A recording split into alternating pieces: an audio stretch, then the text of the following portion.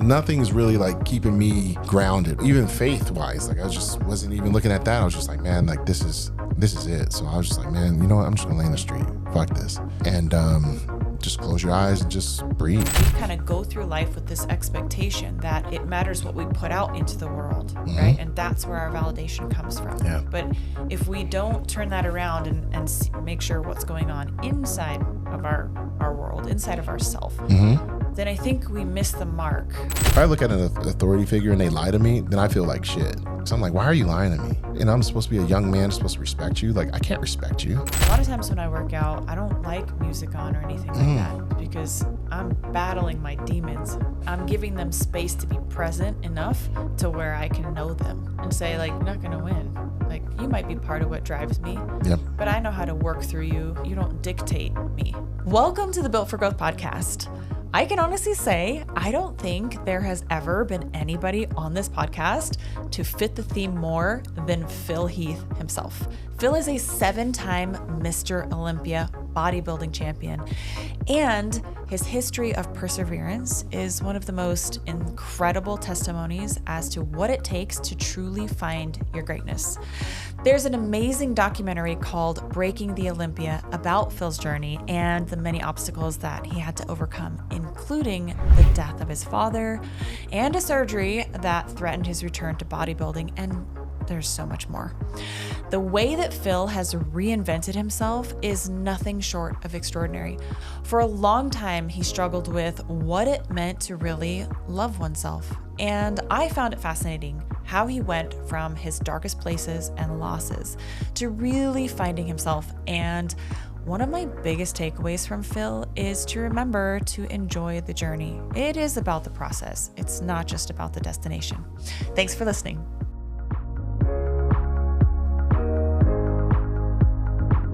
Phil, I'm just so excited to have you here today. And I wanted to say just thank you so much for being here, because there have been a lot of people that I've reached out to and be like, hey, I want to have on the podcast, and let me know next time you're in Vegas or something. And like, you reached out to me and were like, hey, I'm going to be here. Like, you didn't forget about it. No, not at all. We had that conversation. We were inducted at the UFC, not the UFC's Hall of Fame, excuse me, the International Sports Hall of Fame. Yeah, we were that's on the right. same panel together, and we had this great conversation, and your wife was there, and it was great. And I was like, I would love to have you on my podcast. Yeah, no, we had a great vibe, and I just thought it would be great to just collab in this fashion. So, yeah, when the opportunity came, I made sure I hit you, went into the DMs in a different way, you know what I mean?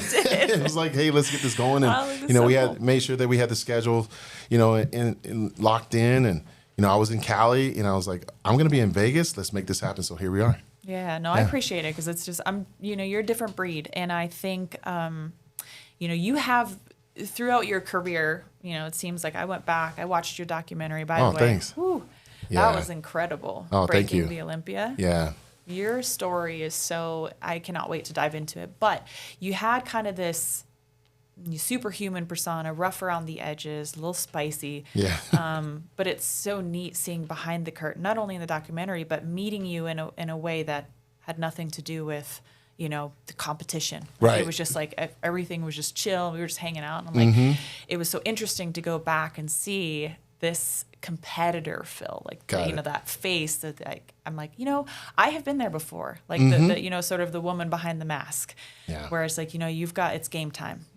When we have those face-offs, when we do we do the face-offs and the fights and stuff. Yes. It's like that is your moment to put all that energy forward. But it's so different once you peel back the layers, right? And so I thought that was really interesting, diving back into that. And I enjoyed the documentary, I would say, from top to bottom. You really had a lot of things that you had to overcome.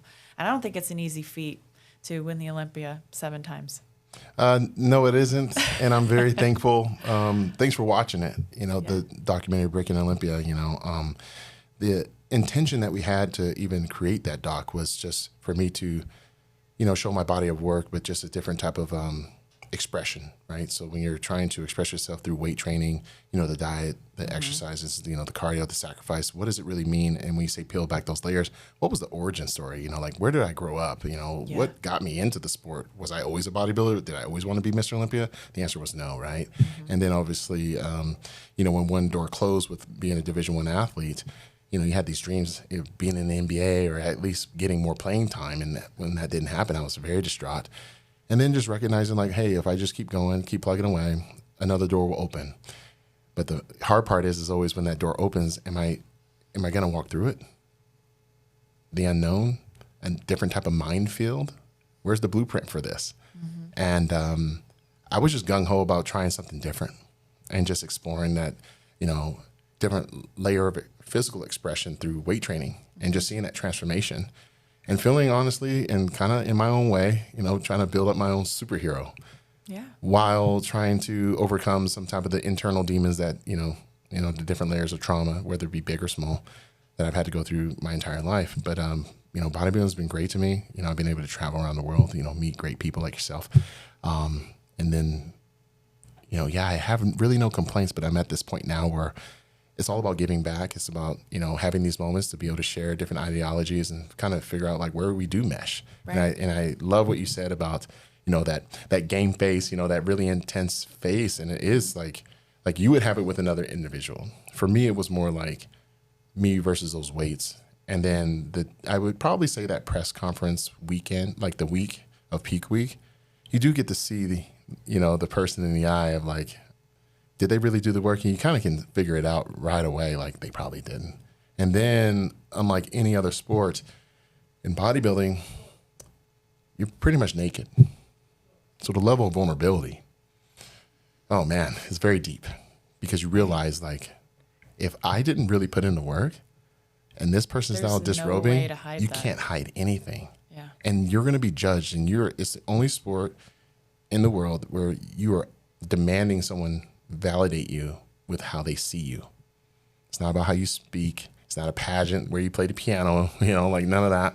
It's just, and it's not predicated on how hard you trained. Because let's say you train harder than me. Maybe I just have better genetics than you. There we Maybe, go. like there's a lot that goes into it. But you also have to realize that it is you versus you. And at the end of your career, did you do enough? And my question to myself, and I'll ask you too, is were you able to love yourself through it? For me, it was no, because I think I suppressed an entire lifetime of pain, trauma, and was always taught to use it as fuel. Mm-hmm. And although I was victorious, it's like when you see the clip of Mike Tyson when he has his belts out there and he's talking, he goes, "This is garbage." Mm-hmm. And I believe it was garbage to him because every time he saw it, it reminded him of the pain that was unresolved. Yes. So I just, what do you think? Like, I'm more than 100% with you. I think that athletes in particular are really good at compartmentalizing, and a lot of times our drive is forged in adversity, right? So we have to find a path in spite of. Yeah. And sometimes that is the fuel. Although I think that there are better sources of fuel, but a lot of times when you're a young athlete, you lack perspective. Yeah. So that's the only way you know how to move through it is to become better because of it. Right? And that's not necessarily a bad thing until it catches you. Right? Yeah. Until, because every athlete has their day and their peak, but none of that lasts forever. That's right. And especially in our career fields, it's relatively short careers as athletes. Yeah. We don't get to do this in our 50s and 60s usually. Nor would you want to, right? Not usually. Yeah. Like for you, it's like, because I followed your career and I'm just like, the amount of sacrifice that a male has to go through is one thing. But for you guys, it's completely different because we're talking about giving up, certain moments of being a mother, wife, raising kids. Yeah. In your prime, because some people like, you approach your prime at, let's say 30 or whatever, you finally figure this out and then it's like, but you meet the love of your life.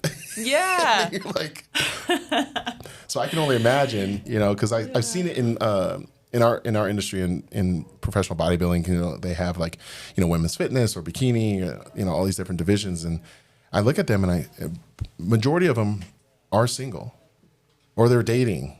And I'm like, was it worth it? And they always say yes.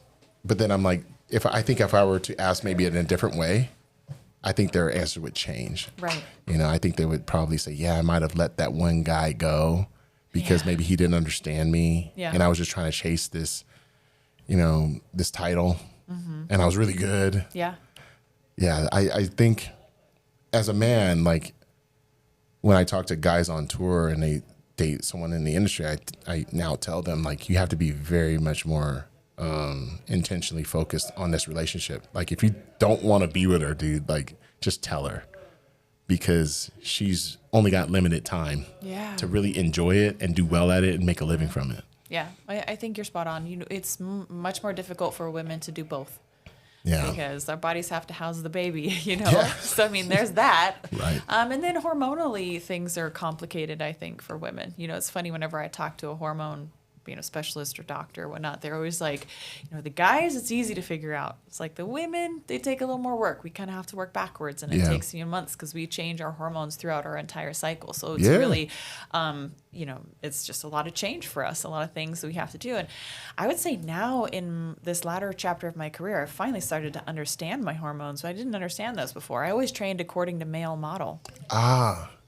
Right? That makes so much sense. Whereas, like, in our sport, it's like dedicated like women and men. I always thought that it would be smart for more fighters to get with competitive bodybuilders, because a lot of us we don't have accredited degrees in, like, you know, endocrinology or anything like that, but we do understand hormonal function. We may not understand, like, you know, adrenal PCOS or, you know, all these other things, or like different autoimmune issues that women do have, right? Yeah. But we have a better understanding because we work with women who need to get in shape at the highest level for a certain period of time. Yeah. And if anything, it's like, don't do this. Like, I've talked to, you know, various athletes in the UFC, and I'm like, why does your trainer have you doing this? Why does your nutritionist have you doing this? And then I haven't talked to much women, you know, but I'm thinking, if the guys are suffering in certain aspects, I can only imagine the women. And you just solved it for me. It's like, yeah, they're only working on the male model. That's it.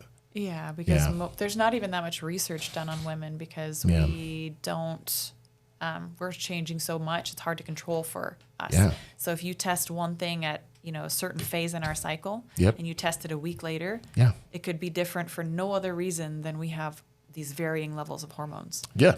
So imagine, so now I actually try my best to schedule my fights for, like, the testosterone phase of my cycle. Yep. Right? Because I'm naturally just more aggressive during that time. I've just got more bang for buck. I love it. That's dope. And also imagine cutting weight, you know, at certain times in the cycle. Usually about the week before your cycle is a really terrible time to cut weight, because progesterone is like the Netflix and chill hormone. Yeah. It doesn't want to work hard. It wants to just, it doesn't want to pull water weight. It's like, what are we doing here? How does that work with regards to pulling water? Because I'm curious, like, how do you go about that? Is it more like do you, like, start high with, like, an influx of water and then, like, pull sodium out of your diet? Like, is it like a sodium? I used to do that, and I just realized that was completely wrong. Yeah.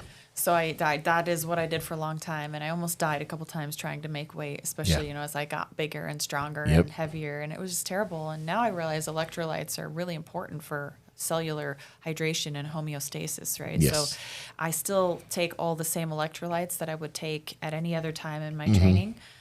As a matter of fact, I just condense the water. Like, sometimes it's a little less water, but the electrolytes stay the same. That's right. And I still salt my food. I still eat my food. So one weight cut that I did, when I went down to 125, which I've only done that once, because normally I fight at 135, and I'm pretty lean there. Yes.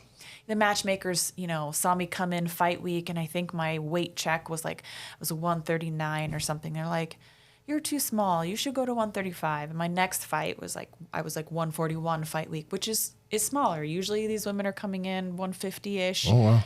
You know, on fight week to make 136. And also, they're pulling hard. Yeah, they're pulling water. They're pulling water hard then. Gosh, damn.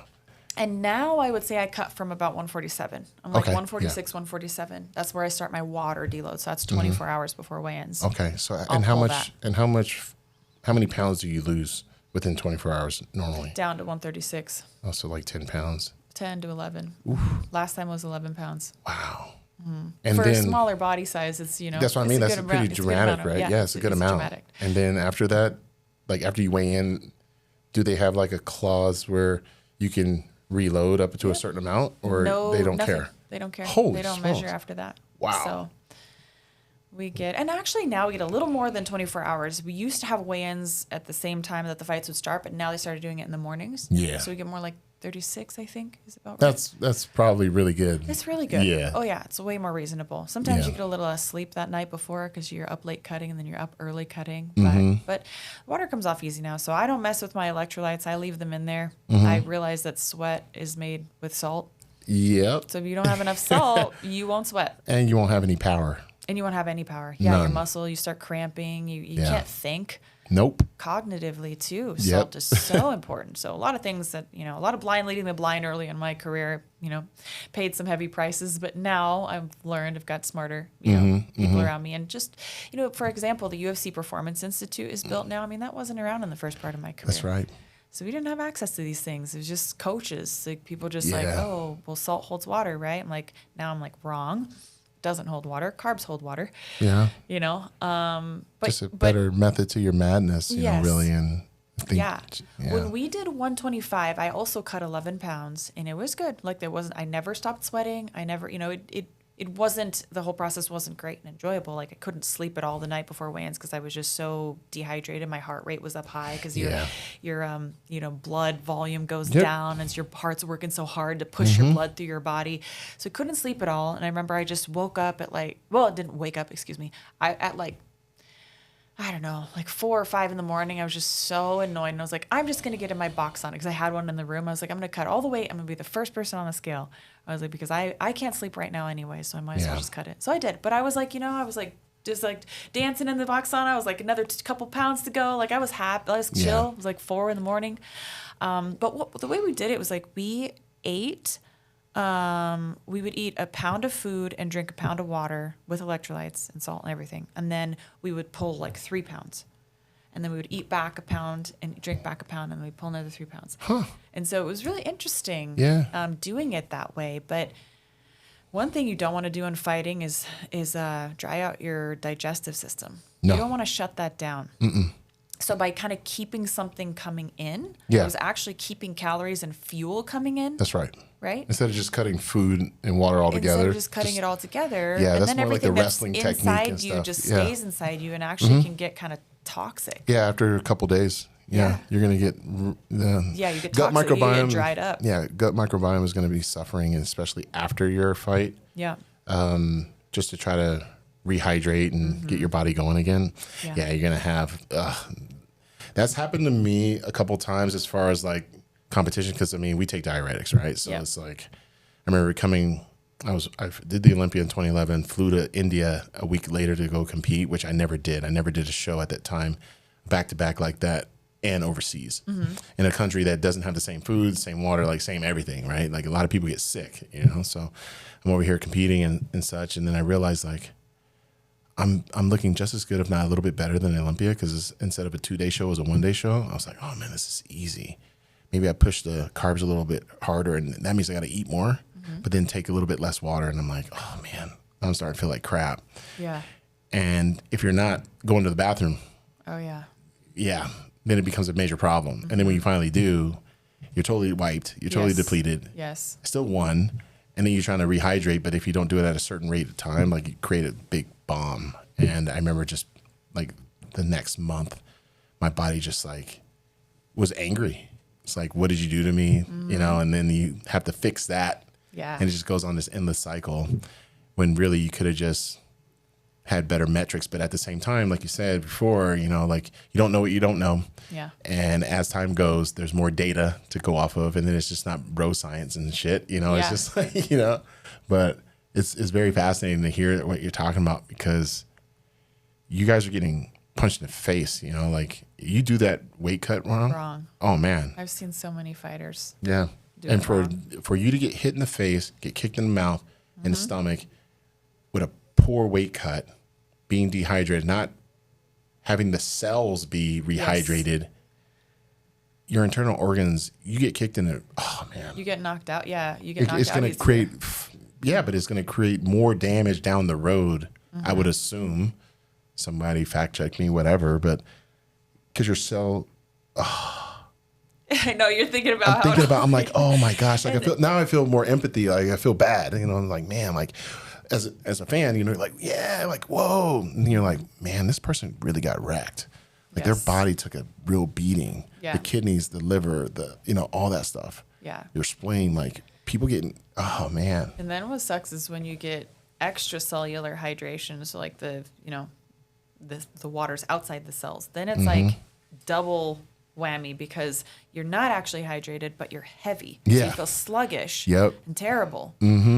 So now IVs are not legal, which is great because I never thought they helped anyways. I did it like once or twice and I absolutely hated it. I just had extracellular. I got puffy. I was going to say like that would, we would never do that in bodybuilding just because of that reason. You would right away get puffy. You drink too much water after a show and you get your sodium messed up. Yeah. Like my first bodybuilding show, I mean, I was an amateur and didn't know what I was doing. Did the show. I won the whole thing and I was like, man, this is great. Went from basketball player to like winning a bodybuilding show. I was all natural, beating guys that weren't. And I was like, man, this is sick. What do we do? My bro goes like, we're going to go to the bar. And I was like, I go out and, have a few beers and that expanded everything. And I remember my coaches from college came by the basketball house because I was still living with my teammates because I was doing a 5th year of college. And the assistant coaches came by like, hey, Heath, want to see how you look, man. Congrats on the win. And I was like, faces all puffy. And they're like, dude, what happened? You get like fat overnight. I was, the marshmallow man. Yeah. Like, it was just like spongy skin, like really bad. You feel terrible. It just feel like garbage. Yeah. And then you don't know how to fix it. I know. Now I do, but it's just, so I just couldn't imagine trying to fight. And if you did that rehydration improperly, but the IVs, like you can't do that. Like, it's just not going to go well. For me, it was never a great solution. You feel immediate relief from the thirst, but performance is diminished. And I was like, I'll never do that again. I was like, I don't care, legal or illegal. I just never, I'll never do it again. So yeah. So let me talk to you about this. What was it that first drew you to bodybuilding? Because I know you were talking about, you went with a scholarship, and you went to D1 school, you were going to do basketball. That was like your sights were set on it. It didn't really work out. Correct. And I know you had a really low point where you, again, when we're young, so much perspective, we just don't have it on the rest of our life. It just seems like that moment is...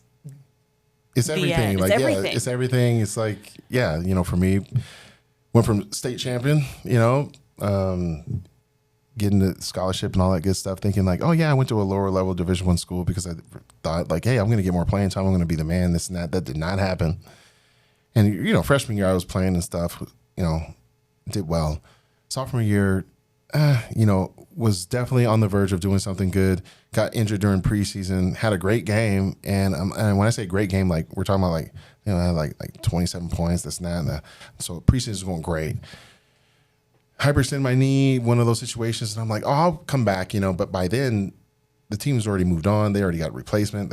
And then you just start seeing your minutes just go slow. Yeah. And then the team's doing their thing, so why should they add me into that rotation, especially at my position when we had an abundance of guards? It just wasn't going to work. So, when that didn't work out, I mean, I got suicidal about it because I was like, I put so much effort into this sport. And I honestly, I realize it now. I put a lot of the pressure on me because I believe that I perform for validation, perform for love from whether it be my parents, my coaches, friends. And I think when more people are able to answer that question, do you perform for love? And when you don't get that love, that is when it gets dark. Yeah. So for me, it got pretty dark. Luckily, obviously, I made it through. And then when, like I said, when bodybuilding, came about, I was like, oh, hell yeah, let's try this. But I was just training just because it was a different outlet. I didn't grow up thinking that I was going to be a bodybuilder at the age of 6 or even 10. I just loved growing up in the 80s where there was real freaking men lifting weights, being built. You had Arnold, you had Stallone, and all these action films. Every athlete was like buff, or wanted to be at least, and it was admired, and even girls, they were like, yeah, I like the guy, they like the jock, they wanted the guy with the arms. Like it wasn't like what we've seen, in the past few years, like where it's like, ew, like why would you want to do that? Like they want like some weak dude. It's like, nah, man, we want strong men. Oh yeah. So I just gravitated toward it. I just loved, having that control. I think it was the control factor for me. Like no coach can tell me what to do. It's all about my discipline, my passion.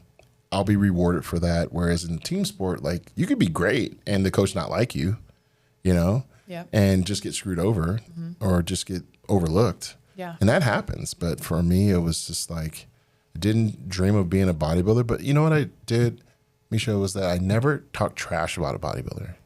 I didn't think they were dumb. I didn't think they were, like, all these negative stereotypes about bodybuilders. I didn't think of anything like that. I guess didn't even like know that. when I got into it, people were like, "Oh, why would you want to do that? You want to be some meathead and this and that?" And I was like, "What's a meathead?" Oh, yeah, okay. I was like, "I don't understand. I just think of a guy that just like in works every out." Sport, but it makes sense. It's just that weird people, though. Yeah. I just thought it was weird. I was just like, I just want to better myself. I just want to get, a better back, better legs, like I just want to see what my body could do. I just think it's fascinating, the science behind it, and like I can take a photo and then in a month's time look better. What about 2 months? What about 3 months? What about a year? Holy crap. Like, and then also what kept me going was when I was a freshman, you have seniors, right? So when I'm a senior now, they're like 4 years removed. Those same guys that were in a top condition were not anymore because they're not playing. They're working. They're trying to find a mate to start a family, stuff like that. So then you start seeing their physique. And I'm like, oh, that's not going to be me. But then when you say that's not going to be you, look at your actions. So I thought, well, I went to college for business and then IT. So I'm thinking, man, if I'm whether it be in sales or like coding, I'm going to be behind a desk.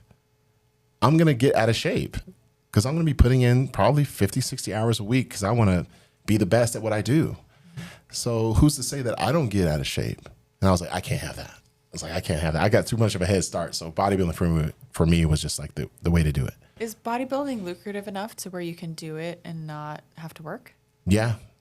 For me, I turned pro in 2005. So this is wild. I can't believe I'm saying, oh man. Wait, how old were you then, by the way? I was 25. I'm 45. Yeah. Okay. So when did you start with this whole, were you still in college when you so I played 4 years at the University of Denver. So I was 22 years old in my last game. So right now it's March, right? So after our conference tournament season's done, right? Mm-hmm. So I didn't graduate in 2002. I graduated in 2003. So that summer I was just like going to bodybuilding shows because I happened to have a guy in one of my programming classes that was into bodybuilding. Okay. He was the guy that was bringing the freaking tuna and the broccoli and stinking up the whole lecture hall. So I'm sitting next to him. I'm like, bro, like, what is this? You bringing all this damn food in here in these Tupperware dishes? Like, what's going on? He's like, I'm into bodybuilding. I was like, all right, that's cool. Did you kind of admire the dedication? That he was yeah, I mean, it was definitely something different, right? And I thought, well, what is your goal though? Like, he was like, oh, I want to compete. I was like, oh, like the guys on your computer screen? And he was like, well, yeah, that's what I want to do. I was like, okay. So I met up with him at the student weight room because I was always a varsity athlete. So I always didn't train with students. I just trained with the team. Right. In that gym, I just ran into a bunch of other guys that were into weightlifting, looking good, feeling great, and then just made new friends. And then I started going to local amateur competitions. And then I was coerced by some friends to try it. And I was like, okay, and I'm already at that time lifting as a bodybuilder, like the summer, like I still played Pro-Am, and I was trying to do both, right? Because I was like still in shape to play hoop. I was thinking about wanting to play ball overseas and just try to see what that looks like. And then I realized like that's probably not a good idea. How about I just continue to weightlift? Because I'm seeing like really good improvement, and by me doing all this cardio, I see the gains go away. So I ended up buying a little camera, and I was like, I'm gonna put it on the mantle. I'm gonna wait for all the guys from the team leave. I'm gonna take up my first little selfie. I saw that in the documentary. Not too shabby, right? It wasn't bad. I mean, you have good genes. So I mean, it worked. Yeah. So thanks. So I remember taking that shit, and I'm like, this is it, man. No more basketball. Like, you're not gonna talk about it. You're gonna be a bodybuilder. Like, you're gonna at least do it once. Like, you're gonna do this. So then from that photo, 6 months later, I did my first amateur show, and I was hooked. I was like, I gotta do this. This is insane. Like, this is so cool. I don't really know what I'm doing, but I know I'm getting great results. Yeah. And so then 2 years after that, I turned pro in Las Vegas.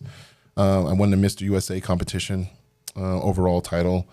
And to answer your question, right then and there, I'm getting flown out to Cali by Joe Weider, getting paid to be in a magazine.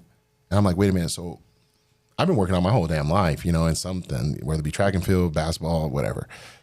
You're going to pay me to just look good because I go out and lift these weights and do a little bit of cardio? They're like, well, yeah, that's all we care about. I was like, and you're going to follow me around. You're going to watch how I train. You're going to document it. You're going to ask me why I do this exercise versus this one and why I eat this versus this. Yeah. Huh. And you are going to pay me to drink these supplements that I'm already buying, but now you're going to give them to me for free? They're like, yeah. We're going to send a whole pallet to your house. Huh. And now I get to travel the world and I can charge a fee? Yes. I can do merch? Yes. I can sign my autograph instead of just giving them for kids, like when I was playing hoops, like, signing little basketballs after the game. Yeah. You're not getting paid for that, but I can get paid for that now? Yes. Where do I sign? Right. So yeah, I mean, and that had nothing to do with the competitions itself. Right. So to do guest appearances, you're making money. To do appearances at, a Max Muscle or a nutrition store or whatever, a gym, a high school, you're getting paid for this. And I just thought, wow, this is really cool to the point where I don't really have to sell this whole idea as a professional bodybuilder to my parents anymore because they didn't really, I don't want to say they didn't support it, but they weren't really like aware. Didn't understand it. They didn't understand it until they went to my first pro show. That was the only show they ever went to. They didn't understand. Like, I think my mom cried her eyes out when she saw me because I was all emaciated. And you look like death, like, She's like, that's my baby. Steak, yeah, right. Like, give him some water. Like, give him an IV, Yeah. And, but then when she saw me compete and win, like, I think one of my friends was like, I think your mom almost fainted when you won. Because I think it was one of those things where she saw like her child finally did something that he really wanted to do and got rewarded for his effort.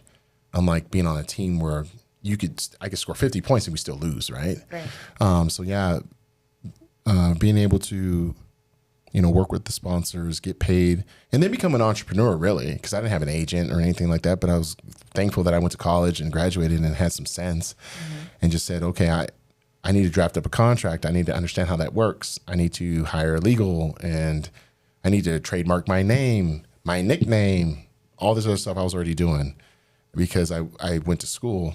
And I just had that curiosity of like, okay, how do I create a moat so that this person can't steal it when I'm building? So I did that early on. I was very and it didn't mean that I was perfect. I bumped my head a few times, but for the most part, I was very much business. Like if you were to say, hey, we want to fly you out, I say, okay, I want it to be on this particular airline because I want to develop points so then I can upgrade myself. Because if you're only going to pay economy, I want to develop, the status.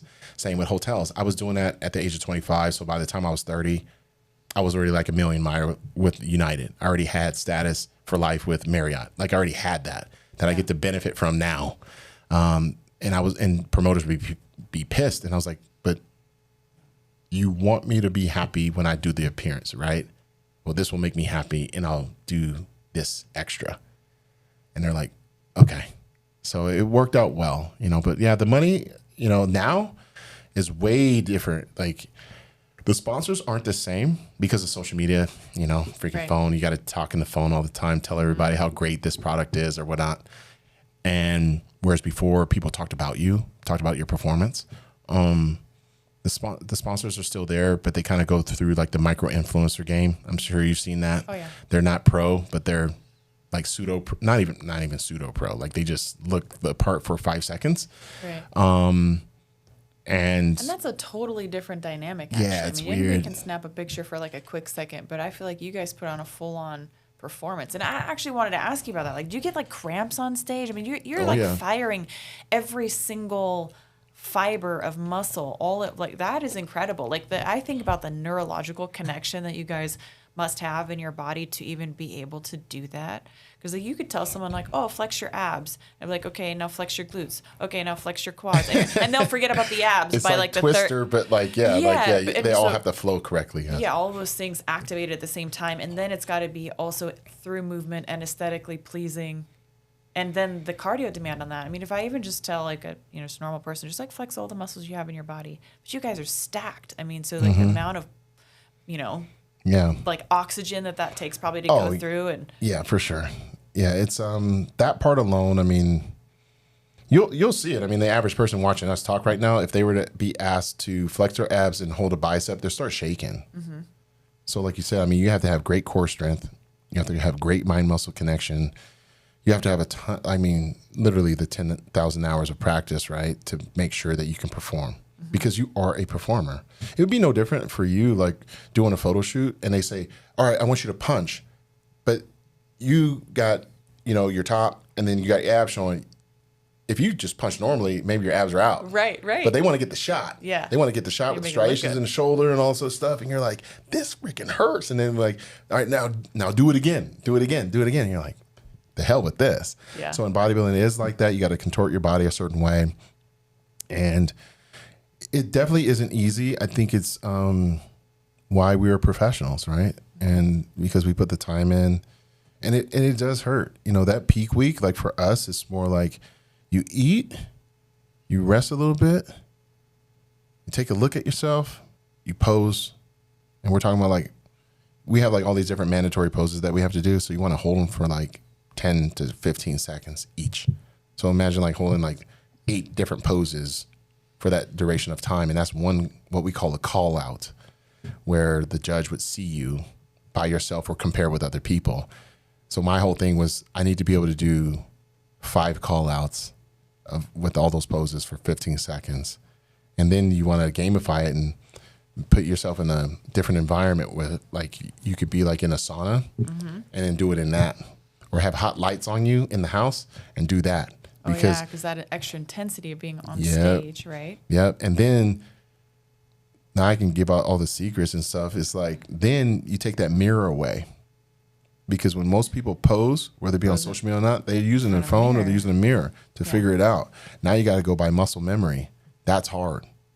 I was thinking about that actually when I was watching the documentary. I was like, when they're on stage, they can't clearly know for sure, like see that it has to be something that you've felt over and over and over again. Yep. And activating all that. That's crazy. And then you got someone else doing the same thing, got their friends yelling at them, literally talking shit to you. Like people don't realize like there's like heckling, like, and then you got your coach, you're trying to find them and they're saying, squeeze your abs tighter. And then you're like, dude, I am. Right. They can't get no tighter. And then like you said, when you talk about cramps, we know how to defeat that. And we have to know because like I said, we do take diuretics. So like we know you screw that up, man, like you'll get locked up on stage and you're done. Like you're donezo. So I've had it where, you start to lock up a little bit and then you have to like go backstage like to get ready for another round.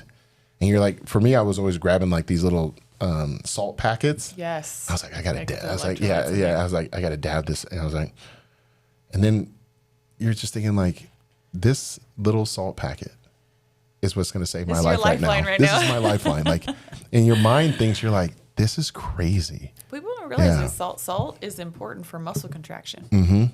People are like, all these low salt diets. I'm like, nope. No. I don't think so. And they wonder why they don't get pumped.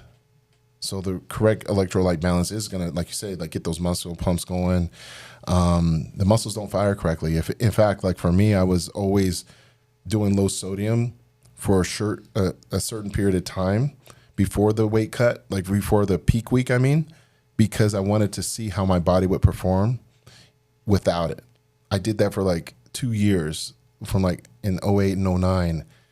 And I would take pictures. I'm like, oh, my muscles are flat. My muscles are flat. And I'm like, yeah, but you put salt back in. Yeah. But then when I put it back in toward the end, it's like, like 10 pounds. It looks like 10 pounds. Yeah. And it played mind tricks on me, at first, because I'm like, why am I doing all this low sodium and stuff? And I'm doing like 2 hours of cardio, 2 hours of weights, 3 hours of weights, 2 hours of cardio, 6 days a week. Like, this is insane. 100 grams of carbs. I'm like getting my ass beat. And I was like, because you're going to see how your muscles function, how they feel when they're completely depleted.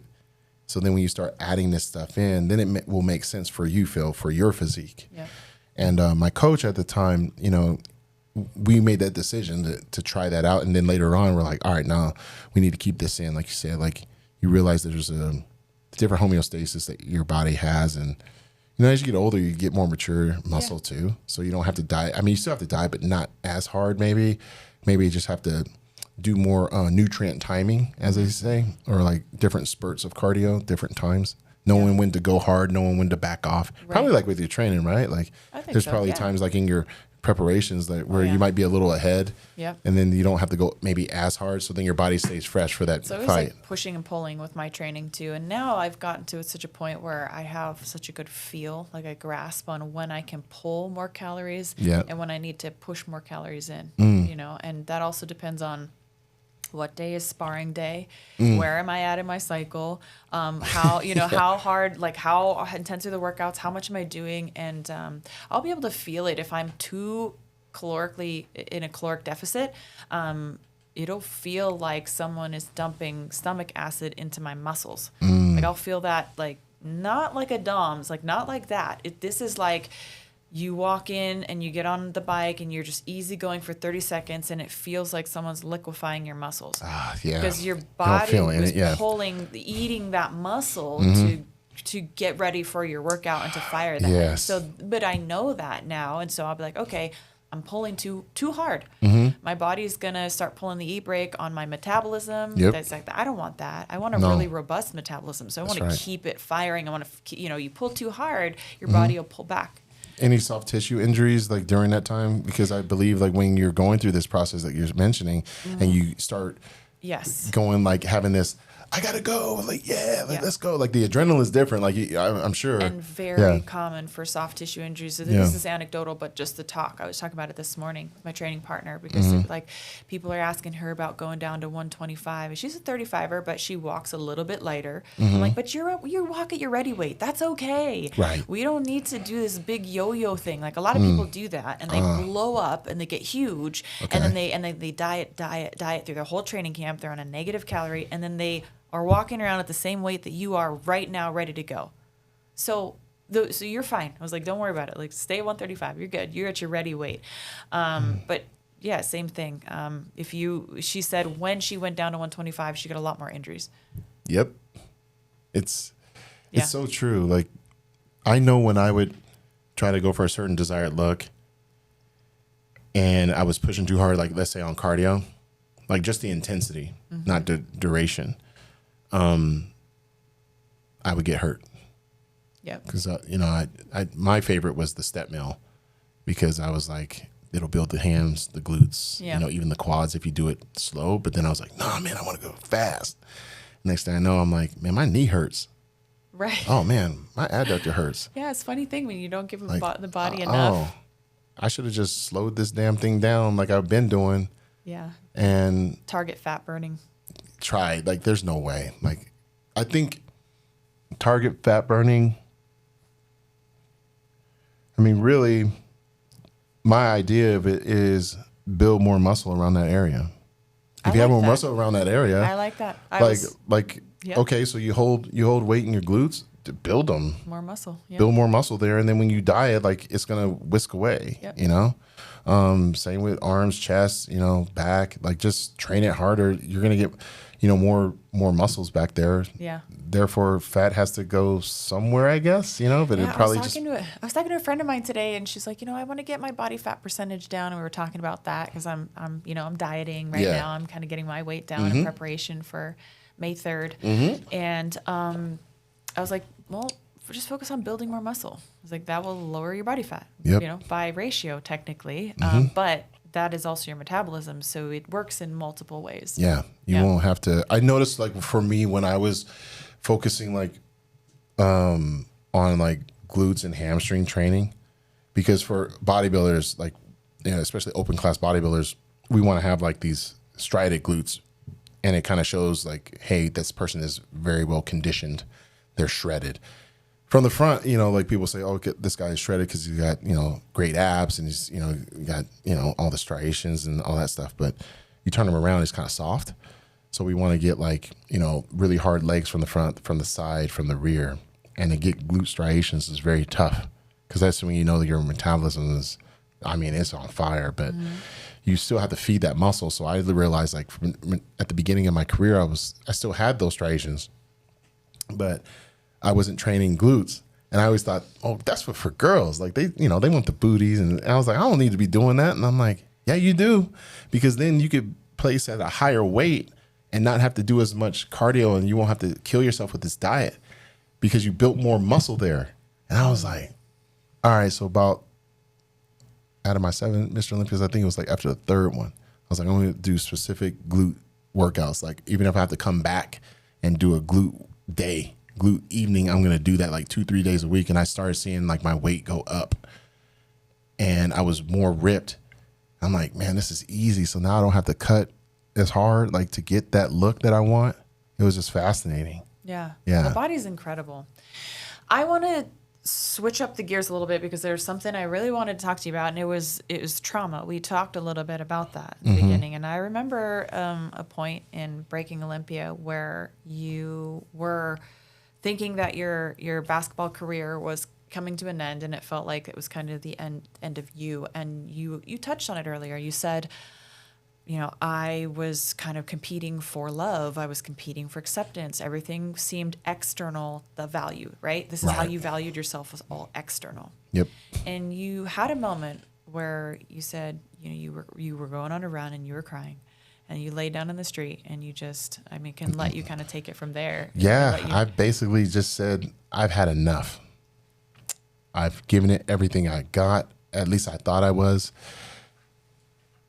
And I don't know if it was like a sense of entitlement. I just think it was just like heavy disappointment because I was the type that would always be first in all these drills. And if I wasn't, I was like right there. Yeah. And I was willing to go to the coaches or the assistants, be like, what do I got to do? I just want to play. I want to contribute. And especially when we were losing, I'm like, coach, like we're getting torched out there. This guard is whooping our ass. Like I'm one of the best defenders, if not the best guard defender on this team. Doesn't matter how tall I am. Like I have a 40-inch vertical. Like I'm gonna work my ass off. I'm gonna get this done. And then you get 5 minutes, and you're like, dude, 5 minutes? That's not enough, you know. And I was like, that's all I'm worth. So I put my worth attached to those minutes, and it didn't feel good. So like, let's say I didn't really suit up. I mean, I suited up, but let's say I didn't really play. I'd be like, well, I might as well just go for a run then. And then, like you said, I mean, I was running around. And then after those weeks went, it was one particular night. I was like, man, I don't really want to be here anymore. I don't have any family here. I don't know if I really have any friends on this team. People are lying. Like coaches are telling me one thing, but doing another. I'm an embarrassment. I just went like total spiral, like just like negative. And I'm usually the most optimistic like person, like happy. And my happiness was just gone. And I just thought, well, if that's gone, I ain't got no girlfriend. I ain't got, you know, like just none of that. Like nothing's really like keeping me grounded, right? And, you know, even faith wise, like I wasn't even looking at that. I was just like, man, like this is it. So I was just like, man, you know what? I'm just gonna lay in the street. Fuck this. And just close your eyes and just breathe. And I don't remember hearing any cars honk or anything like that. I just remember like hearing like them pass by, like, you know, like that. And I was like, and you're just crying. And then you got to get up. And it was so late that there wasn't a lot of traffic. So then you kind of like dust yourself off. You're like, well, that was pretty stupid. How would your parents feel if they read that about their kid in the paper? Was that an immediate thought, or was this like a later thought? This was like probably like later that evening when I went back home. I was just sitting there, you know. And that's the other part. Like, you know, it's not like I had teammates that were like, hey, man, you all right? Wasn't, you know, they're partying or whatever, and I'm just going back to my room just like whatever, you know, just hiding, you know, crying inside or whatever. And then, you know, because I didn't want to show them, you know, what's going on. So, yeah, I was just like very depressed. And I had to accept that I wasn't well. But then I also realized, well, you're alive. Might as well try to find the gratitude of like, hey, you still got your scholarship. You can still, you know, play. How about you just support, you know, a couple of your boys that are in the same situation, you know, like just support them. Just be a great teammate. Just do your best to just be a great teammate, you know, just root them on even while you're crying inside. But this whole thing about suicide and stuff has got to stop because like, it's just very selfish. And then later on that, you know, when we were filming Breaking Olympia, I mean, I didn't even think I was going to have that moment where I got upset. And I was more upset at myself for allowing myself to just get so low and not raise my hand. Like I was willing to go to the coaches to try to figure out like, why am I not playing and rectify that? But I wasn't willing to go to coaches or someone else to say, hey, I'm not well. And maybe I just didn't feel safe. You know, I probably don't think I was ever safe around people that I knew that they were already lying to me anyway, right? Like, hey, if you do this drill, if you do this, you do that, we're going to get time. Don't get it, then it's like, what's the excuse, right? So, yeah, I mean, it got dark. But I will say, like, seeing the light was showing gratitude, understanding that my worth isn't in minutes. It's in the memories that I can create. How can I salvage this whole college experience? I didn't do it the most healthy way. You know, I just said, well, I'm just going to go out and party, you know, like I'm going to be the guy that's like, if I play, cool. If I don't, I'm going to cheer on my teammates. And then I don't know about y'all, man, but I'm trying to get into something after this game, you know, like, hey girl, what's going on? You know, like, hey, I'm out there. I'm in, you know, I'm outside. And, you know, I look back at that and I'm like, gosh, damn, I wish I had an older brother. I wish I would have had a coach that would just be like, listen, everything's going to be okay. Just get through this. And to be fair, my first coach got fired later that year. So I was pretty pumped. And then the new coach came in and he brought in a couple assistants. And I was okay because they were just up front, honest. And I was like, finally, someone that can fucking just tell me what it is and what they want from me. And I'm good now. For me, it was always just a lack of communication. And if I look at an authority figure and they lie to me, then I feel like shit. Right. So I'm like, why are you lying to me? Why can't you just, and I'm supposed to be a young man, supposed to respect you. Like, I can't respect you. Yeah. So, you know, I look at, you know, mental health is a big deal. You know, I think what's a bigger deal is the unsecure, the unsafe adults that are coaching kids. They have to understand that when there's kids that are out there that don't speak, you got to maybe take the extra step to let them feel, they got to feel seen and they got to feel heard. And validated. Yeah. And then ask them like, hey, so what do you want to do with this? Like, what's your goal? You know, I don't play you much and stuff, but like, does that even bother you? Like, those are the things, like if I was coaching someone right now, I'd be like, does that even bother you? Because it bothers me because I do see potential, but I don't think that you're working hard enough. And if you did, maybe I'd change my mind. I think that would draw a spark in that person, male, female, whatever, you know. But I think we have a lot of unsafe people I think a lot of people haven't done like a lot of self work, you know, a lot of reflection, and then be able to have the tools to express themselves, because maybe their parents were avoidant. Right. You know, trauma is generational. Right. So if your mom or dad didn't know how to speak to you and they just kind of let you be, how are you going to be? You know, you might be just like them, or you might be the complete opposite. But yeah, it's a trip, you know, but now I get to use that and I say be a lot more intentional, want to ask more questions, you know, like get to know people, you know, and then if I do notice like a friend that hasn't hit me up or hasn't posted in a while, you just say, hey, I'm checking in on you. Like one of my friends, Andy Frisella, you know, that runs First Form, he DM'd me the other day and was like, hey, just checking in, bro. And we don't talk every day, really every month. Like we don't talk on the phone actually, but we'll just like DM each other. You got friends like that, you know what I mean? That just checking in, bro. For me, that is everything, because you're dealing, you know, I'm sure you're the same. Like you deal with a lot of high performing people. You don't want to feel like you're a burden by hitting them up all the time. And I'm sure there's people in your life right now that probably don't want to hit you up because you're getting ready for this fight on May 3rd. You know, go Miesha, right? They're like, hey, I don't want to say the wrong thing. I don't want to do the wrong thing. But sometimes it's just like, hey, girl, how you doing? You doing good? Yep. You know, you need anything? And mean it. Right. You know, and mean it.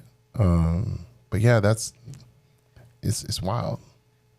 How do you think you moved through the evolution of everything externally, meaning more than what was coming from you internally, and switching that? Because I've heard you talk now, you know, quite a bit about you didn't really love yourself. Mm-hmm. You didn't really know how to love yourself. Right. I think this is a common denominator for a lot of people. Yeah. We kind of go through life with this expectation that it matters what we put out into the world, mm-hmm. right? And that's where our validation comes from, yeah. right? But if we don't turn that around and make sure what's going on inside of our world, inside of ourself, mm-hmm. then I think we miss the mark of, you know, the purpose of life, mm-hmm. right? I think that finding that self-love, it can be challenging. People are so busy being distracted by everything. And sometimes I think that's an unconscious thing. You know, I hear it a lot in fighters and friends. You know, I got to have music on all the time. I can't sit in the quiet. I can't sit. I was like, you ever wonder why that is? You know, like you ever wonder why you can't sit alone with yourself and your own thoughts? Why you got to have something on all the time, podcast, music. You can't mm-hmm. even take a shower in the quiet because you got to have something. Taking your phone to the bathroom. Yeah, like you got to have it all the time. Like, are you able to sit and have a conversation with yourself? You know, like really, like internally, you got to ask yourself deep questions sometimes to get anywhere on your self-work. And if you constantly have a distraction from the outside, there's never an opportunity to do work on the inside, right? That's truth paste for everyone because you're right. Winners do that. Real winners. They seek the self-audit. You're talking about self-auditing. I call it honest accountability. Yeah, you gotta show accountability, but you gotta audit this shit. Like you gotta go through everything. Like what triggers you, what's your mannerisms, how do you, like the silence. Like why are you not well with leaving your phone away when you're visiting with friends or being with your spouse? Like, why do you have to look at it? Why can't you just am I not good enough in this conversation? You know what I'm saying? And like you said, like ask yourself. A lot of people don't want to know, but I think because they've gotten away with that. Yeah, they don't know how good it can be on the other side when you unpack that mm-hmm. weight that you're carrying around every day. Well, they've been told to suppress everything. You suppress too much, you numb the bad, you also numb the good. So then you get this stoic person, game face all damn day, and now he's fight or flight all the time. And you do that for a number of years, you won't know. Look, I believe in delayed gratification. I think what we're both saying is that delayed gratification is okay. But what's not okay is just focusing on me being happy once I hit that goal. You should still be happy on that journey to hit that goal. I love that. And I think that's the part that even as I think about my own life, I can get very emotional about it because I realize like I didn't do that. I didn't say like, I didn't take a step back and be like, man, I think maybe like my first amateur competition, I was like, holy shit, like this is great, you know? But I was probably more sad over the fact that like none of my teammates from college went to go watch because they partied the night before and I begged them not to do it because really I wanted them to come see. So I was more upset at that, but I still drank with them because I wanted validation, you know? And then, you know, you put that, oh, and everybody says this too, like, you know, delayed gratification, but they're missing the point. You gotta have these checkpoints where it's like, man, that was a good workout. How did that feel? Okay. Hell yeah, let's replicate that tomorrow. This is great. Like, oh man, that didn't feel so good. Okay, but that's okay. I'm still on this journey. And how about when you're in those places where you're pushing beyond what you even thought was possible? You know, there's moments in my career when I'm like, I don't think that I can go another round. Mm-hmm. Like I'm done. I'm spent. Yeah. And you pick yourself up off the ground and you go another round and you're like, holy shit. Yeah. I didn't know I was capable of that, you know? And it just, a lot of times when I work out, I don't like music on or anything like that. A lot of times because I'm battling my demons. Wow. And I'm giving them space to be present enough to where I can know them. You know, I can know and say like, you're not gonna win. Like you're there, you're part of me. You might be part of what drives me. Yep. But I know how to work through you. You don't dictate me. Wow. And I like that. I like that opportunity. That is so, man, that's profound because you didn't say you're trying to kill those demons. You're just saying, hey, they're here, but you know how to manage them. And then they lose the control. Right. They don't dictate my life, my everyday life. And actually, sometimes I find when I battle in those moments, those hardest moments in my life, and I validate the trauma, you know, the sadness, the darkness, I give it a little opportunity to have a little space in my life. That's all it needs. And then I can set it down for the rest of the day. I don't have to carry it all day. Wow. Do you think you'll ever get to a point, like maybe whether it be through this fight or like maybe toward the very end, you'll be able to completely work through all of that? I think I'm really close to that. Yeah. I think that I have developed some much better coping skills than what I had early on in my life and early on in my career. I think I used a lot of disassociation, a lot of compartmentalization. Yeah. Because if you put it in a box right now, because it doesn't help me right now. Right? I've got to put it away and I've got to do this performance. I've got to get through this workout and I don't need this. This is not helpful. Yeah. But that doesn't go away. Nope. You just carry it with you all the time. What are your nightmares? You know, I think for me, it's changed a lot. I wouldn't say that I have nightmares anymore because I think I've been able to process most of this trauma. Yeah. You know what I mean, though, right? Oh, yeah. And it's still always going to be, you know, things that I remember, things that I know, things that have happened, you know, that will never go away. Yeah. But how I deal with it is substantially different. And stress doesn't go away. We're busy people. We're stressed out all the time. So like, how do I cope with that? Yeah. Well, before it'd be like, I need a glass of wine. I had a stressful day. Yep. Right? But that's a maladaptive coping skill. That's just like, I'm going to take something exogenously and use it to just numb myself. Yep. So that I don't have to deal with that. Yep. And now is like, I'll lean into my emotions. Yeah. I lean into it. Yes. Like if I'm mad, like I'm like, okay, I need space to be mad then. I'm gonna go upstairs, I'm gonna fuck up a pillow. Like for real. I'm gonna get real. If I wanna be mad, I'm gonna get real mad. And if I'm gonna cry, if I feel sad, I'm gonna try to cry as hard as I can. Wow. I'm just gonna let it move through me. When did you figure that out? I don't carry this shit anymore. Where'd you figure that out?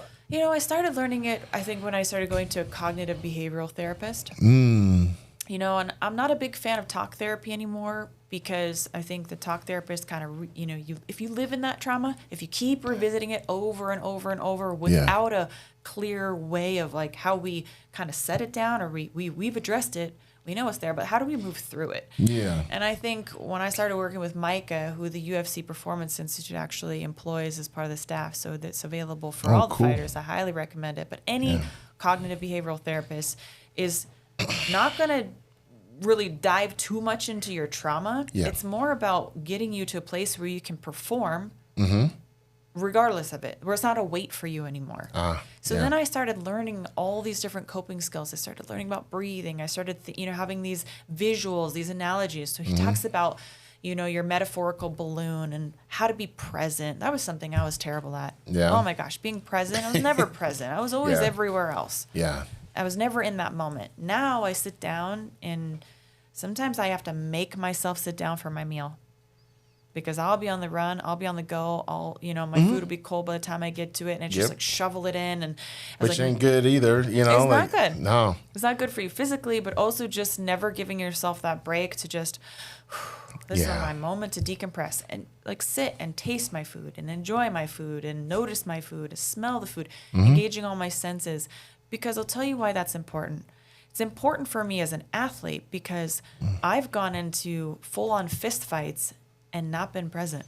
Wow. Been somewhere else. Wow. Like an out-of-body experience. Like I didn't know what I wanted in that moment. Like I oversimplified. Oh, I want to win. Yeah, but what do you really want? Like what is your purpose here? Yeah. What is my purpose here? I'm gloving up and I'm going into a full-on fist fight and I'm not there. Explain me that. Like I don't know. I was so getting in this rut of disassociating all the time that I was using it in every asset of my life, every facet. Yeah. And so that meant the good moments too, just as you mentioned earlier. Yeah. It was like, the bad moments weren't that bad because I could just not be there. Good moments weren't great. Yeah, you can't recall them. I can't even remember them. No, can't remember them. So much of my life was like these people have these memories. I'm like, I don't even remember them being at my fights. I don't remember that fight. I don't remember this. So yes, I get punched in the head for a living. I suppose there's maybe a little bit of that. But all joking aside, I remember much better now. Yeah. Because I choose to be present. Because I want those moments. I want those memories with my kids. I want to feel the good. But I'm also not afraid to feel the bad. That's fucking dope. I appreciate that. That is fucking dope. I appreciate that. And I feel like that's similar though. No, that's the hero's journey in my opinion. Like that's how you'd want to that's how it should be. You're born with this gift and you're so focused on sharing it with the world that you can't even look back and be like, I'm doing this. Like I have to literally like I go through the same thing. Like I'll watch videos of myself now, like in total amazement. I'll be like, babe, that was me. She's like, that's still you, babe. Like you did that. You still look great. Like you're awesome. Yeah. Why are you just now seeing this? And I was like, because I disassociated. So it's so important to be passionately present through the journey. So then when it is time to walk away, you have such a great story that you really did live. Otherwise, you're going to have to look at old videos and try to tap in and be like, yeah, I kind of remember that, Yeah. Not only did you live, I mean, that's, I hope everybody gets a chance to know what it feels like to really live. It's not everybody does. But also the impact that you leave for other people. Amen. Right? I mean, that's the beauty in it. I mean, living feels great, but I'm making a change in someone's life. That's the most rewarding thing. It's the whole reason for this podcast for me. It's a passion project. That's awesome. Well, I appreciate you bringing me here. Man, I'm so pumped for you for May 3rd. I'm like, when I saw it on the internet, I'm like, shit, just doing it. Yes, this is great. And this is my second chapter. I mean, I know that you went through a period of time where you you had this lapse in time. You had to go through surgery. It wasn't ideal. You took a year off, and then you came back and you placed third. Yep. You didn't win it. Nope. But it seemed like I saw the change, that you started to understand how to enjoy the journey. Yeah. More than the destination. Yeah. It was the coolest moment. You know, I always still think like, man, I could have did this better. But then it's like, but dude, like if you had to end it this way, what a great story. And it has to be a great story. We got to do this more. I got to come back. Anytime. I got to come back. Anytime. I love your evolution. And I think maybe in a good closing note, you have a quote that stuck out to me. And it says, to keep winning, I have to constantly outdo myself. And I thought there are so many layers to that. And if you just look at the quote, surface meaning, you know, competition, winning, okay, that has value. But I think the real underlying meaning on that is deeper. Yeah. I think there's so much more to winning than just winning a competition. You know how to win. You know how to, you did it it's remarkable. Thank you. But now I think you have more purpose in your life maybe than you've ever had. Yeah. And that influence. And so I guess I wanted to ask you, in that evolution, you know, what is winning to you? Like I said earlier, you know, just understanding that there is that destination that you desire to be, you know, that mountain that you want to, you know, be on top of, right? But now I focus on the journey more than anything, and not stress about like if I win or lose throughout the journey, because in the end, I want to have this amazing story. If it was just to be a straight line, it would be very boring. And for me, I just embrace all the challenges now. But instead of numbing myself, I love myself through it. So I have more intentional focus of just saying like, yep, I'm very fortunate. I get to put, you know, my feet on the ground, step outside. People know my name. They want to take a photo and stuff. How good is that? Wow. How do I pour it back into that person immediately? How do I thank them? Do I look them in the eye or just like, yeah, thanks? Everything is of gratitude. So that's where I'm at right now. It's just like everything is of gratitude and everything has to be of contribution. You mentioned impact. If I'm not doing something that impacted someone in that day, I feel like it's a loss. I have to impact someone every day because I know it brings me joy, right? I feel very happy. And I also realize that there's someone always watching. Yeah. You know, especially with these phones nowadays, right? So you got to, you know, be mindful of that. But then just being unapologetically successful too. That's a huge thing because I do realize like while I still have goals, I shouldn't have to ever apologize for wanting that. So there's other avenues, there are other things that, you know, I was known to do. But then if I say, hey, I want to be like mayor one day and someone says, oh, that's stupid or this, that, it's like, guys, like I'm going to be unapologetically successful. I don't give a shit what you think. I'm going to love myself through it. I don't need to use you as fuel. I really don't. I already know I'm a winner. I'm a winner because I choose to be. I've declared what I wanted and I'm going to go after it and get it. But I don't have to do it with a scowl on my face anymore. Yes. I can do it with love. And yes, if you cross me, I mean, it's different, you know, right? But like, it's just, I don't have to lead with that. I don't have to lead with this rigidness. And that's where I'm at. Yeah. I think I couldn't have said it better myself. Oh, it's so thanks. neat to see. And I recommend everybody watch that documentary because it's not just a story, it is inspirational. And I think a lot of people could learn, you know, about enjoying the journey. So that was fantastic. You are fantastic, Phil. Thank you for remembering me and letting me know you're out Always. here. What you mean? Like, I told you I was a fan. Like, I was like, what you mean, girl? Like, I love it. Shit.